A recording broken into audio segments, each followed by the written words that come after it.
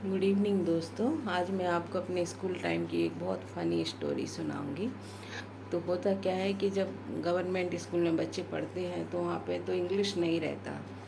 5th class तक आप Hindi medium है तो हिंदी ही रहता, पूरा हर सब्जेक्ट में हिंदी।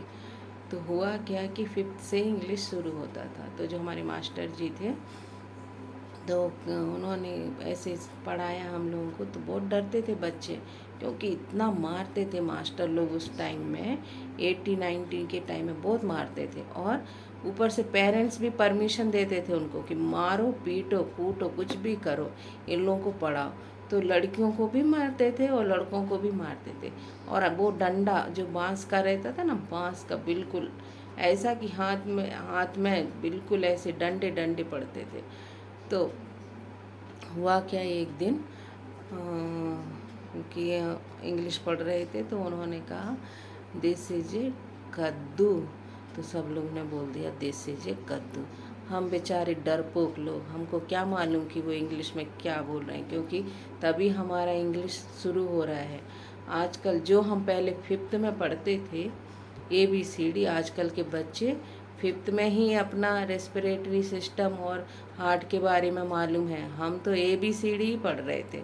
तो हम लोगों ने भी बोल दिया वैसे ही, दिस इज ए कद्दू। बोले जिन्होंने कद्दू बोला है वो बैठे रहें, और जिन्होंने जो करेक्ट जो बुक में लिखा वो खड़े हो जाए। तो हम लोग सोचे हम लोगों ने शायद सही बोला है, इसलिए बैठने को बोला। फिर बोले जो लोग बैठे हैं अब वो खड़े हो जाएं जिन्होंने कद्दू बोला है। तो कद्दू वालों को जो पिटाई पड़ी वो बांस के डंडे से हाथों में। तो सबको तो सोच लो, इतना डंडे पड़े हाथों में कि नानी ही याद आ गई। आजकल तो ये है कि स्कूलों में पिटाई नहीं होता, अगर पिटाई करे तो क्राइम होता है। उस टाइम में तो पेरेंट्स परमिशन देते थे और मास्टर लोग बहुत मारते थे। फिर अगर किसी को फीवर आ गया और वो बच्चा स्कूल नहीं आया तो 4 लोगों को भेज के 4 लोग पकड़ते थे और टांग के स्कूल लेके आते थे। तो भैया कोई ये भी झूठ भी नहीं बोल सकता था कि उसको फीवर आया है। तो पहले टाइम में स्कूल में ये सब तो नहीं चलता था। अच्छा धुनाई होता था बच्चों का स्कूल में। तो उस टाइम के बच्चे हम लोग बहुत पिटाई करके ही हम लोग इतना आगे तक आए हैं।